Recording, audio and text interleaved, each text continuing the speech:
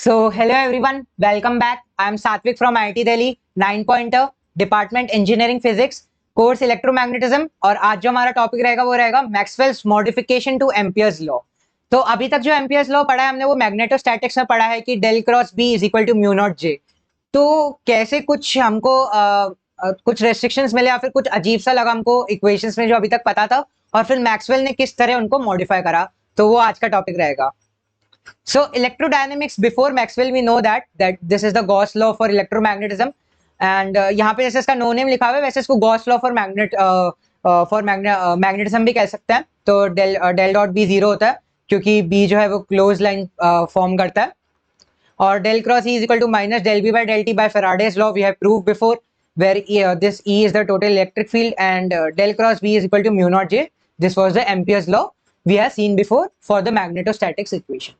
Now coming to some inconsistency हमको कैसे पता लगी। तो यहाँ पे जैसे जो इक्वेशन थी, अगर मैं उसका डाइवर्जेंस लेता हूँ तो divergence of this curl is equal to divergence of this minus del B by del t that is equal to minus of del B by del t of divergence of B. So we always know that divergence of curl is zero, ये universal है, always divergence of curl is zero. और हमको del dot B भी पता है zero होता है, तो यहाँ पे तो सबको सही है, कंसिस्टेंट है।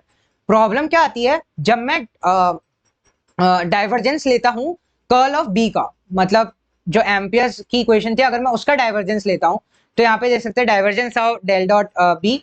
अब ये मेरे को पता है ऑलवेज जीरो है क्योंकि divergence of curl is always zero, लेकिन del dot J is equal to zero only in the case of steady currents. मैंने कंटिन्यूटी इक्वेशन वाले लेक्चर में कहा था कि वो प्री रिक्विजिट रहेगा, वेरी इंपॉर्टेंट लेक्चर रहेगा। तो अगर आपने उसको नहीं देखा हो तो लेक्चर नंबर 3 था वो, तो प्लीज उसको वापस देख के आया, वो उसके लिए प्री रिक्विजिट है।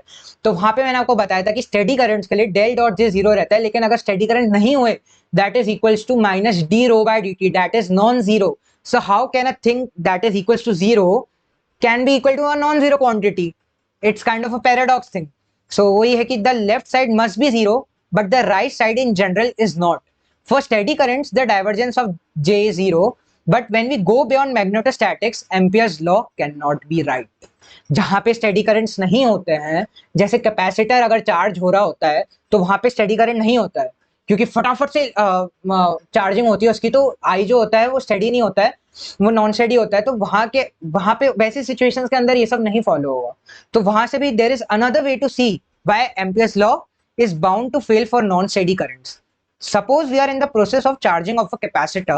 So यहाँ पे जैसे capacitor charge हो रहा है, तो I want to apply it to the Amperian loop shown in the diagram. यहाँ पे मैंने एक Amperian loop लिया, ठीक है। तो मेरे को इसके लिए Ampere's law लगाना है। तो ये एक मैं सरफेस पहले तो S1 कंसिडर कर रहा हूँ और ये एक सरफेस है S2 जो थोड़ी बलून टाइप सी है, okay. So how do I determine I enclose? I enclose हम कैसे लेते थे? तो एम्पियर्स लॉ में जैसे हमने सीखा था, जो आई एंक्लोज होता है वो है current passing through the surface, the current passing through the surface whose boundary is the Amperian loop is the current we take it in the equation of the Ampere's law, that is mu naught I enclosed equals to integral of B dot dl. So well, it's the total current passing through the loop, or more precisely the current piercing a surface that has the loop for its boundary. Okay, so in this case the simplest surface lies in the plane of the loop. ये जो S1 है ये simplest surface है, तो यहां से तो हम कह सकते हैं कि I करंट बाहर आ रहा है, ओके। बट तो जैसे यहाँ पे लिखा हुआ था wire punchers this surface, so I enclosed equals to I, fine. But if I take the surface S2, अगर मैं ये वाला सरफेस ले लूं S2 जिसकी बाउंड्री वो एम्पीरियन लूप है, तो S2 को क्रॉस करते हुए कोई करंट है नहीं, तो इसके लिए तो I enclosed जीरो हो गया।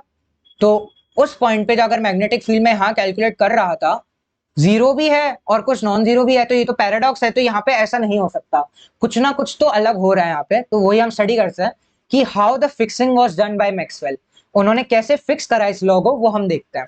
तो जैसे यहाँ पे मैंने कंटिन्यूटी इक्वेशन लिख रखी है कि del dot J is equal to minus d rho by d t, that is equal to minus d by d t, and also we know by the divergence of electric field that is equal to rho enclose by epsilon naught. तो मैंने वही रो को put कर दिया और फिर मैं del by del T को अंडर भेज दिया और डाइवर्जेंस बाहर आ गई। ये प्रॉपर्टीज होती है मैथमेटिकल ऑपरेटर्स की, तो एक बार देखने लायक होती है बस।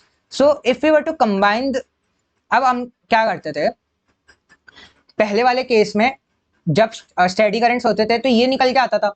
तो इस केस में क्या आ रहा है, इस केस में हमारे पास निकल के आ रहा है del dot J is equal to minus del dot epsilon del E by del T.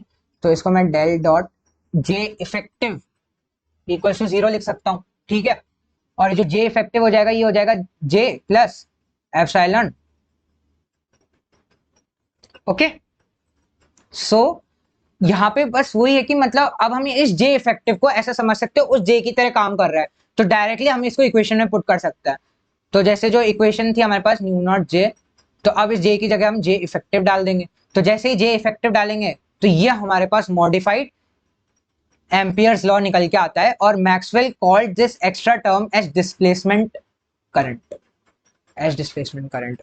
उनका ये था कि इसको उन्होंने टर्म दिया डिस्प्लेसमेंट करंट का। सो अब कोई पैराडॉक्स नहीं आती है, तो हमने जो वो एक्स्ट्रा टर्म मिसिंग थी, जो मिसिंग टर्म थी, वो लेके हम आ गए for non steady current. Steady currents के लिए इक्वेशन वाज फाइन, क्योंकि उसके अंदर हम कह सकते थे कि जो चेंज नहीं हो रहा था वहां पे करंट, तो जो जे था वो जे ही रहेगा, यहाँ पे जे इफेक्टिव नहीं आएगा। तो जे इफेक्टिव के अंदर हमको एक्चुअली वो नॉन स्टेडी करंट्स के कारण जो d rho by d t आता था, उसके कारण एक एक्स्ट्रा टर्म आती है यहाँ पे, तो वही हमने यहाँ पे कैलकुलेट करके देखी। अब यहाँ पे एक चीज लिखी हुई है, अ changing electric field induces a magnetic field.